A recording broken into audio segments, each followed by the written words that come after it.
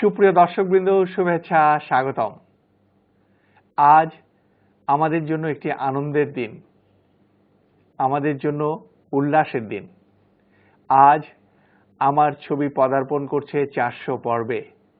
আজকের এই মাহেন্দ্রক্ষণে আমরা চ্যানেল আয়ের সকল পরিচালক সহ চলচ্চিত্র শিল্পের সকল তারকা, কলাকুশলী এবং বিজ্ঞাপনদাতাদের শ্রদ্ধার সাথে স্মরণ করছি। সর্বোপরি স্মরণ করছি তাদেরকে যাদেরকে ঘিরেই এই অনুষ্ঠান, আমাদের সেই প্রাণপ্রিয় দর্শকদেরকে। 100, 150, 200, 250, 300, 350 প্রতিটি পর্বেই আমরা চেষ্টা করেছি একটু ভিন্নতর কিছু আপনাদেরকে উপহার দিতে। 400 পর্বের এই লগ্নে আজও চেষ্টা করব ভিন্ন ধরনের কিছু তুলে ধরতে। 400 পর্বের এই অনুষ্ঠানে আমরা শ্রদ্ধার সাথে তুলে ধরব তাদের সাক্ষাৎকার যারা আমার ছবি অনুষ্ঠানে এসেছেন কিন্তু এখন আমাদের মাঝে আর নেই। সেই সব বরেণ্য ব্যক্তিবর্গকে নিয়ে শুরু হচ্ছে চলচ্চিত্র বিষয়ক সাপ্তাহিক আয়োজন আমার ছবি। আমার ছবি, চলমান জীবনের ছবি।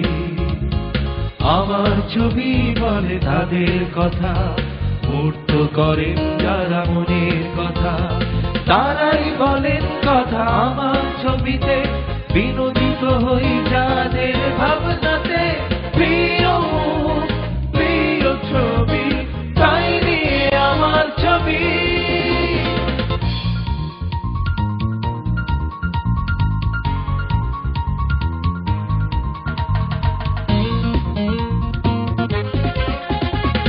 আঁকেন যারা স্বপ্নের ছবি, প্রিয় মুখ, প্রিয় ছবি, আমার ছবি। আমার ছবি, আমাদের চলচ্চিত্রের ছবি। 2রা জানুয়ারি 2000 সাল আমার ছবির যাত্রা শুরু হয়েছিল। প্রথম দিনের অতিথি ছিলেন প্রখ্যাত চলচ্চিত্র পরিচালক A.J. মিন্টু। 24 এপ্রিল 2008 399 পর্বে আমরা উপস্থিত করেছি প্রবীণ স্থির চিত্রগ্রাহক আব্দুল খালেককে। A.J. মিন্টু থেকে আব্দুল খালেক 399 পর্বের এই দীর্ঘ পথ পরিক্রমায় 187 জন অতিথিকে নিয়ে প্রচারিত হয়েছে 259 পর্ব। চলচ্চিত্র সংশ্লিষ্ট 36 জন প্রয়াত স্মরণে প্রচারিত হয়েছে 55টি পর্ব। 58টি বিষয়বস্তু নিয়ে প্রচারিত হয়েছে 85টি পর্ব। আমার ছবিতে যারা উপস্থিত হয়েছেন অথচ আজ আমাদের মাঝে নেই, তাদেরকে নিয়ে আমাদের মূল পর্ব শুরু করার আগে প্রথমেই আমরা স্মরণ করতে চাই আমাদের চলচ্চিত্রের জনক আব্দুল জব্বার খানকে। তাকে ঘিরেও আবর্তিত হয়েছে আমার ছবি। আমার চলচ্চিত্রকার ভাইদের কাছে যারা চিত্র নির্মাণ করেন, চলচ্চিত্র নির্মাণ করেন, এই শিল্পর সঙ্গে যারা জড়িত, তাদের কাছে আমার আবেদন যে আমরা লোককে আনন্দ দিব, সেটা বাঙালির আনন্দ। আমরা বাঙালিদের জন্য আনন্দ ঘন ছবি তৈরি করব, সেখানে কিছুটা শিক্ষা, ভালো ছবিও দিব। প্রত্যেক দেশেই কমার্শিয়াল ছবি হয়, ভালো ছবি সংখ্যা অনেক কম। যারা ভালো ছবি করে তারা বরেণ্য হয়ে থাকে সত্যজিৎ রায়ের মতো, আর যারা আপনাদের আনন্দ দেবার জন্য ছবি তৈরি করে তারা কিন্তু প্রতিনিয়তই এই ব্যবসার সঙ্গে জড়িত থাকেন। আমাদের এখানেও সেই ব্যবসা হোক, এটার কোনো বিলুপ্তি হবে এও আশা করি না, কিন্তু আমরা ওই চাই যে বাঙালি বাঙালির পোশাকে, বাঙালি বাঙালির মনে, বাঙালি বাঙালির মতো করে ভালোবাসবে, বাঙালি বাঙালির মতো করে ঝগড়া করবে, বাঙালি বাঙালির মতো করে মারামারি করবে, এবং সেই ছবি আমাদের এখানে হবে।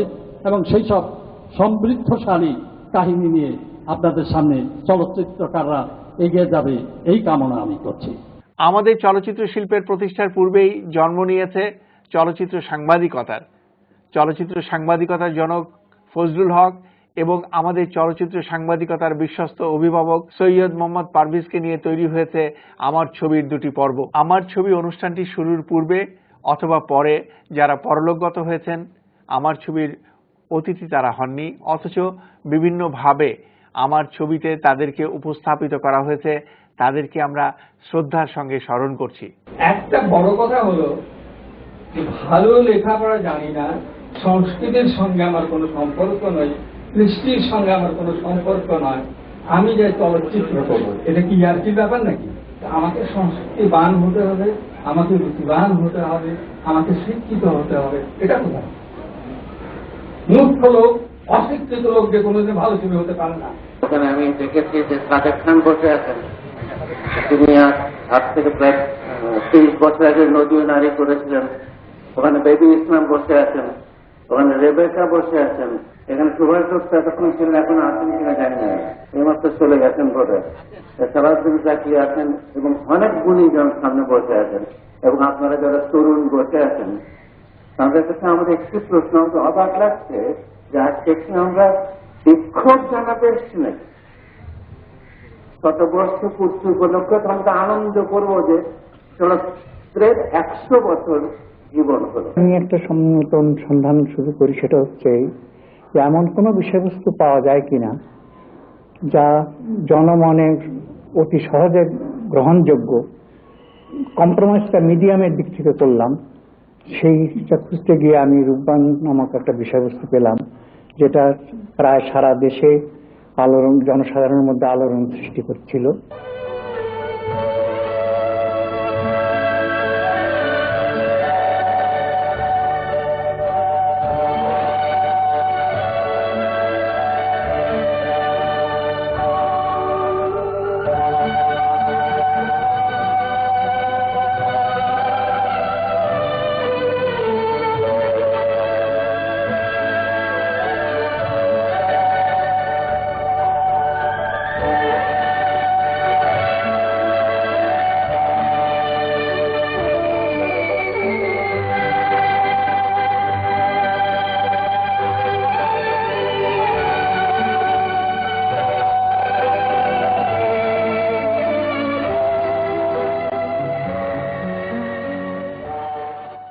ছবি তৈরি করার জন্য প্রয়োজন হয় ভালো যন্ত্রপাতি, ভালো সাউন্ড রেকর্ডিং মেশিন, ভালো ক্যামেরা, যেমন 70mm লেন্সের প্রয়োজন, ডিজিটাল সাউন্ড ট্র্যাকের প্রয়োজন, যেটা আমাদের দেশে নেই এবং কবে আসবে তা আমরা জানি না। তবুও এই মনোট্র্যাকে সাউন্ড রেকর্ড করতে হচ্ছে এবং এই ভাঙা ক্যামেরা দিয়ে শুটিং করতে হচ্ছে। যে লাইটগুলো অনেক আগেই নষ্ট হয়ে গেছে, যার কোনো লাইট থ্রো করার ক্ষমতা নেই, সেই লাইট দিয়ে শুটিং করতে হচ্ছে। প্রতিষ্ঠিত অনেকেই, কিন্তু সেই প্রতিষ্ঠিত ব্যক্তিরা কয়জন তাদের কর্তব্য করতে সক্ষম? দেশ কান্ট্রি শুধু প্রতিষ্ঠিতই নয়, সে প্রমাণ করে গেছে তার কর্তব্য যা যা ছিল দেয়াল হয়ে থাকে। তাহলে এই আংটি আমি ফেলে দিই একসঙ্গে, এই আংটি যদি আমাদের মাঝে দেয়াল হয়ে থাকে তাহলে এই আংটি আমি ফেলে দিই না, এইটা একটু বোল্ড হবে। একজনের যে আংটি পরে আরেকজনকে মন দেওয়া যায় না, না জ্বালা আছে, একটু টিপ্পনি আছে। সব জনতার ছবি তৈরি করতে গিয়ে আমরা মালদা বর্ডারে ছিলাম, তখন পাকিস্তানি একটি ক্যাম্প কাছেই ছিল, আমাদেরকে তারা উড়িয়ে দিতে পারত, কিন্তু আমরা ওখানেও মারা যেতে পারতাম। আমরা দুজনেই একটি মাইনফিল্ডের ভেতর দিয়ে বেকুবের মতো হেঁটে বেরিয়ে গেছি। আমার আগে যারা গেছে তারা মারা গেছে, আমরা বেঁচে আছি। একসময় স্বপ্ন ছিল বলতাম আমি সবাইকে যে আমি মরে গেলে এফডিসি কোথাও আমাকে একটু কবর দিয়ে রাখার জন্য। তার মানে কি, যতদিন এফডিসি থাকবে ততদিন কলাকুশলী নতুন আসবে, তাদের মুখে মুখে আমি বেঁচে থাকতে চেয়েছিলাম। আজকে আমার স্বপ্ন হচ্ছে যে আমি মরে গেলে আমার লাশ চৌরাস্তার মরে যাবে, কিন্তু আমার লাশ এফডিসি যাবে না। এটা কতই দুঃখের দিকে কথাটা বলি আমি একসময় বলতে এফডিসি আমার রান্নাঘর। এখন ঢাকার কোন ছবিতে কোন চরিত্রকে কি আমরা আমাদের পরিচিত বা নিজেদের সঙ্গে মেলাতে পারি, যে এই লোকটা আমার মতো, বা ওই মেয়েটি আমার ভাইয়ের মেয়ের মতো, বা ওই ছেলেটি ওই যে ইউনিভার্সিটিতে একটা ছেলে গান গেছে তার মতো? পারবেন না। কিন্তু রাজধানী বুকের প্রত্যেকটি চরিত্র ছিল। রাজধানী বুকের পরে আপনারা দেখবেন, চিন্তা করে যে খুব কম ছবিতে এটা পাওয়া যায়। মুস্তাফিজ গেল, এতেজাম সাহেব গেল, এরপর আমি আছি, আমাকে ধরবেন ক্যাপ্টেন সাহেব, মানে ওনার নাম ক্যাপ্টেন এতেজাম, আমার গুরু তো বটেই, প্লাস ওনার কাছে আমার অনেক কিছু শিকারও ছিল, অনেক কিছু শিখেওছি। সেটা হচ্ছে যে উনি ছিলেন অত্যন্ত আত্মবিশ্বাসী এবং নির্ভীক নাবিক, যেমন ছিল Columbus. from silent shot of রাজধানীর মুখে হিল the hero of cinemascope colour of Pakistan, extra থেকে যখন হিরো হয়েছি, প্রডিউসার হয়েছি, ডাইরেক্টর হয়েছি, তবে শিল্পীটাকে আমি পছন্দ করি। আজকে এই পরিবেশে সবাইকে পেয়ে কেমন লাগছে? খুব ভালো লাগছে। আমি তো সত্যি কথা আসি না কাজ না থাকলে, কারণ আমাদের সময়কার এফডিসি এখনকার এফডিসি আকাশ পাশে, তখন আমরা সিনেমাটা করি। আমরা অভিনয় করি ঠিকই, অনেক চলচ্চিত্রে নাটকে অভিনেতা অভিনেত্রী আছেন, কিন্তু রওশন জামিলের মতন শিল্পী আর নেই। আর তিনি মারা গেছেন, কখনোই মারা যেতে পারেন না। তিনি বেঁচে আছেন এবং শিল্পী হিসেবে বেঁচে আছেন এদেশের জনগণের কাছে, সকল দর্শকের কাছে। বাংলা নায়ক ছবির কাহিনী চিত্রনাট্য আমি নিজেই করেছি। এই ছবিতে রয়েছে ড্রামা, নাটকীয় অনেক দৃশ্য, ভারত থেকে এক্সপার্ট এসেছিল আগুনে পুড়িয়ে মারার দৃশ্য, কতগুলি দৃশ্যের চিত্রায়ন করার জন্য আমাকে সহযোগিতা করার জন্য বলবো। এই ছবিতে রয়েছে আমার জীবনের বলবো শ্রেষ্ঠ অ্যাকশন, সুন্দর গান। আপনাদের দোয়া ভালোবাসা না পেলে হয়তো আজকে আমি এই পর্যায়ে আসতে পারতাম না। একজন অভিনেতা তখনই সফল যখন দর্শকেরা তাকে আপন করে নেয়। আপনারা আমাকে আপন করে নিয়েছেন বিদায়ী আজকে আমি চলচ্চিত্রে এই অবস্থানে আসতে পেরেছি। তখন আমি 5-6-এ পড়ি, সালটা বোধহয় ভাষা আন্দোলনের সাল, 1952। তখন জানো একটা প্রতিযোগিতায় গান করতে গিয়েছিলাম, তো মাস্টারমশাই ভাবলেন আমি যদি একসঙ্গে হারমোনিয়াম বাজিয়ে আবার গানও করি হয়তো ভুল করব। মাস্টারমশাই বললেন যে আমি হারমোনিয়াম বাজিয়ে তুমি গাও। বিচারক তারা বললেন যে না, মেয়েটা তো হারমোনিয়াম বাজায়নি, সুতরাং তাকে কোনো স্থান দেওয়া যাবে। পরম গুরু আমার প্রিয় ব্যক্তি খান আতা মনসুর খান আতা সজদা আতা ভাই, সব শেষ, গান শেষ।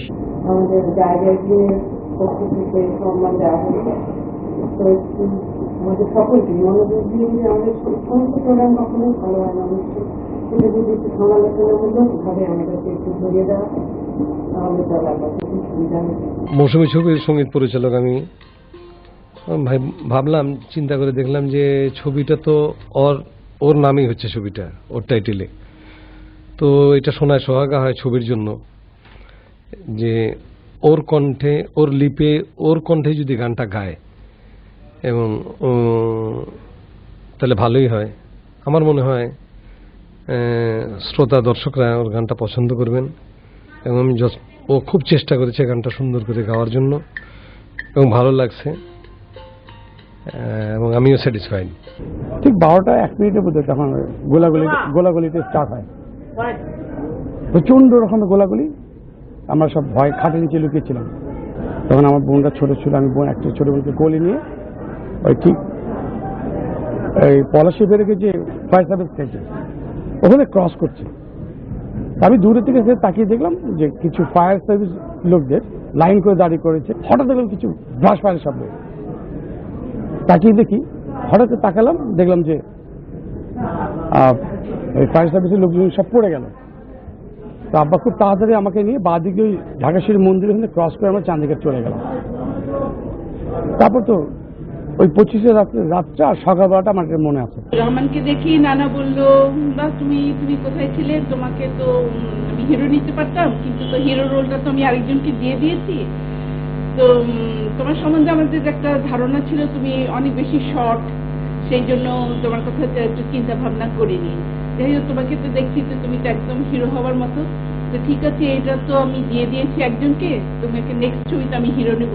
তুমি যদি ভিলেনের ছবি করো তাহলে রাজার দেউড়িতে উনি ঠিকানা বললেন, ওখানে যেও।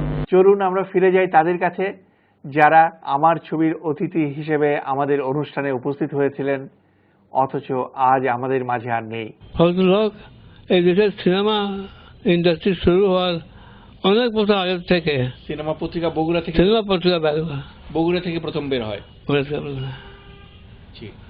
এটা তো এটা আনথিঙ্কেবল ব্যাপার।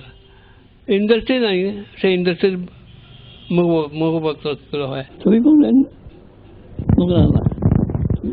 নোংরা ছবি নাই, ছবি সব ভালো, কিন্তু লোকে লোকে ন্যায় খারাপ। আমাদের সমাজে কোথায় ব্র্যান্ড প্যান্টি পরিয়ে ছবি নামাচ্ছে, যা সেই পরিচালকরা তাদের ফ্যামিলি মেম্বারকে সে ড্রেস পরাতে পারবে, কিন্তু সেটা হচ্ছে এবং সেটাকে সেন্সর পাস করছে। সবচেয়ে আশ্চর্যজনক, সঙ্গীত শিল্পীর পক্ষে পূর্ণতা আসে না, অপূর্ণই থেকে যায়। মনে হয় যে আমি যদি ওইটা এরকম করতে পারতাম তাহলে আরো কত সুন্দর হতো, ওই গানটার যদি ওই জায়গাটা ওই রকম করতাম তাহলে আরো কত সুন্দর হতো। এটা আছে বলেই হয়তো নতুন গান করতে পারবো। আরো আমাদের দেশে সাধারণত হয় কি, আপনি ঝাল খান, মিষ্টি খান, টক খান ইত্যাদি নিয়ে আলোচনা হয়। চলচ্চিত্র সম্বন্ধে আলোচনা ইন্টারভিউর মধ্যে এই প্রথম, এবং আমি এইটা খুবই এনজয় করেছি। এটা আমার বিশ্বাস আপনারা কন্টিনিউ করবেন। তাহলে হয় কি, কি কারণে আমরা চলচ্চিত্র করি এবং চলচ্চিত্রের বক্তব্যটা কি এবং কতটুকু কি করলে নন্দনতাত্ত্বিক হতে পারে বা এস্থেটিক্যাল চলচ্চিত্রে রূপান্তরিত হতে পারে কি করলে, সেটা জনগণ জানতে পারবে। আমাদের চলচ্চিত্রের কর্মীরা, শিল্পীরা, তাদের আগ্রহ আছে ভালো কাজ করা, চেষ্টাও আছে ভালো কাজ করা, কিন্তু যা নাই সেটা হলো মূল্যবোধ ফিরিয়ে আনুন, নৈতিকতা ফিরিয়ে আনুন, নিজেকে চিনুন, নিজের দেশকে চিনুন, নিজের সংস্কৃতির সঙ্গে সম্পৃক্ত হন। আপনারা নিশ্চয়ই একদিন বিশ্ববিখ্যাত ছবি তৈরি করবেন। অশ্লীলতার বিরুদ্ধে অনেকে তো অনেক রকম পদক্ষেপ নিচ্ছেন, কিন্তু আমি যেটা মনে করি যে আমরা যারা পরিচালক আছি তারা প্রত্যেককে নিজেদের শুদ্ধি হতে হবে। নিজেরা যদি শুদ্ধি না হই তাহলে আমরা এই অশ্লীলতা দূর করতে পারবো না। যদি কোনো প্রডিউসার আমাকে সাহায্য করেন, সহযোগিতা করেন এবং শুভ সুন্দর ভালো কিছু অবদান রাখার সুযোগ করে দেন, তাহলে নিঃসন্দেহে আমি একটি ভালো ছবি করব। ছবিটা শুরু করেই যেন মরি, তার কারণ আমার 20 বছরের সাধনা এই ছবি। স্লেটের ভিতরে পেন্সিল দিয়ে মার কোলে বসে মা যখন স্বরেও লেখাটা শিখাতেন, সেই স্মৃতির কথা ভুলতে পারিনি। আজ চলচ্চিত্রে আসার আগেই আমার মা নেই, তাই তার স্মৃতিকে ধরে রাখার জন্যই আমি আমার ছবিতে স্বরের প্রাধান্যটা বেশি দিই। থেমে থাকতে চাই না, তবে হ্যাঁ, বর্তমানে যে ছবিগুলো চলছে সত্যিকার অর্থে তার 2-4টা ছবি আমি দেখেছি, আমি আসলেই পারবো না, আমার পক্ষে সম্ভব না। ফিল্মের উপরে এত ডিটেলিং আর কোনো অনুষ্ঠান আমি দেখিনি। আমার 23 বছরে সঞ্চিত যে ইয়েগুলো ছিল, মানে বলার ছিল, সেগুলো আপনারা বের করতে পেরেছেন। এই জন্য এই আমার ছবির যারা অনুষ্ঠানে যারা করছেন আপনারা, তাদেরকে অশেষ ধন্যবাদ। সংকট উত্তরণের পথ একটাই, সেটা হলো ভালো ছবি বানাতে হবে এদেশে, দর্শক যেন নতুন কিছু পায়, সেই দিকে আমাদের পা ফেলতে হবে। আমরা তো ম্যাক্সিমাম যারা এদেশের আমরা যারা ছবি বানাচ্ছি, আমরা তো ছবি বানাতে পারছি না বলে ছবি চলছে না, দর্শকের কোনো দোষ নেই। আমি গল্প লেখি, কাহিনী, আমার গল্পের প্রয়োজনে যাকে দরকার তাকেই আমি আমার ছবিতে কাস্ট করে থাকি। এটা যে আমি কারো কোনো শিবিরের পক্ষে সেটা ঠিক না। সবসময় গল্পের প্রয়োজনেই আমি নায়ক নায়িকা নির্বাচন করে থাকি। আমার নিজেকে একজন চলচ্চিত্র শিল্পী কিংবা চলচ্চিত্র কর্মী হিসাবে বলতে আমাকে লজ্জাবোধ হচ্ছে। আমার কাছে চলচ্চিত্রে এটা একটা ডিজাস্টার এখন আসছে, দুঃসময় অতিক্রম করছি, ক্রান্তি লগ্ন অতিক্রম করছি। কাউকে কিছু বলবো না, আল্লাহর কাছে, সৃষ্টিকর্তার কাছেই শুধু আমার বলা যে আল্লাহ আমাদের চলচ্চিত্রকে তুমি সুন্দরভাবে বাঁচিয়ে দাও, এই ক্রান্তি লগ্ন থেকে, এই কালো দিনগুলো থেকে আমাদেরকে তুমি পরিত্রাণ দাও, যাতে আমরা ভালো ছবি বানাতে পারি, এই দেশ এবং জাতিকে কিছু দিতে পারি। আপনাদের অনুষ্ঠান ভীষণ জনপ্রিয় অনুষ্ঠান, এবং এই অনুষ্ঠান শুধু জনপ্রিয় নয়, এই অনুষ্ঠানের মাধ্যমে আমার মনে হয় সারা দেশব্যাপী বিদেশে সবাই অনেক কিছু জানতে পারছে, যে একটা শিল্পীর জীবন, শুরু, শেষ, উত্থান, পতন, ত্যাগ, তিতিক্ষা। আমি একা মান্না কিন্তু কোনো কিছু করতে পারিনি, কোনো না কোনো নায়িকার সহযোগিতা পেয়েছি, কোনো না কোনো পরিচালকের সহযোগিতা পেয়েছি, প্রযোজকের সহযোগিতা পেয়েছি, ক্যামেরাম্যানদের সহযোগিতা পেয়েছি, মেকআপ ম্যানের সহযোগিতা পেয়েছি, প্রোডাকশন বয়, ড্রেসম্যান, প্রোডাকশন ম্যানেজার, চলচ্চিত্রের সাথে যারা বাসিন্দা তাদের সবারই সাহায্য সহযোগিতা পেয়েছি। আমার মা বাবার দোয়া ছিল, আমার দর্শকদের ভালোবাসা ছিল, আমার স্ত্রী, আমার সন্তানদের সান্নিধ্য ছিল, তাদের সবারই সহযোগিতার কারণে আমি মান্না হয়েছি। সর্বোপরি আল্লাহর রহমত ছিল আমার উপরে, এই কারণে মান্না হয়েছে। 2রা জানুয়ারি 2000 সাল থেকে 1 মে 2008 দীর্ঘ পথ পরিক্রমায় 400টি পর্ব আমরা প্রচার করেছি। এই যে মিন্টু থেকে আব্দুল খালেক, আমরা অনেককে হারিয়েছি, যাদের স্মৃতি আমরা তুলে ধরলাম আপনার সামনে, আপনাদের সামনে। আজ শ্রদ্ধাভরে তাদেরকে স্মরণ করছি এবং স্মরণ করছি আমাদের সেই সব তারকা কলাকুশলীদের যারা বিভিন্ন সময়ে অতিথি হয়ে আমাদের অনুষ্ঠানে এসে অনুষ্ঠানকে অলংকৃত করেছেন। আমরা আশা করব আগামীতেও যারা চলচ্চিত্র সংশ্লিষ্ট ব্যক্তিবর্গ আছেন, যাদেরকে এখনো আমাদের ক্যানভাসে তুলে ধরতে আমরা ব্যর্থ হয়েছি, তাদেরকে আমরা ধরতে পারব। আমার ছবি আমাদের চলচ্চিত্রের বেসরকারি পর্যায়ের সত্যিকারের আর্কাইভ হিসেবে বিবেচিত হবে। সেদিনই মনে করব আমাদের চেষ্টা, আমাদের পরিশ্রম সার্থক হয়েছে।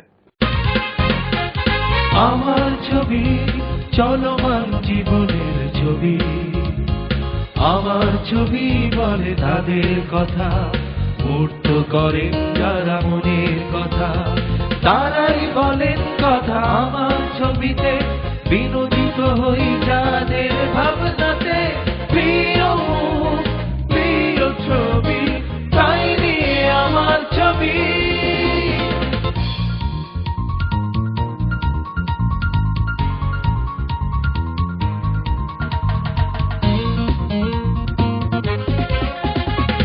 আঁকেন যারা স্বপ্নের ছবি, প্রিয় মুখ, প্রিয় ছবি, আমার ছবি, আমার ছবি, আমাদের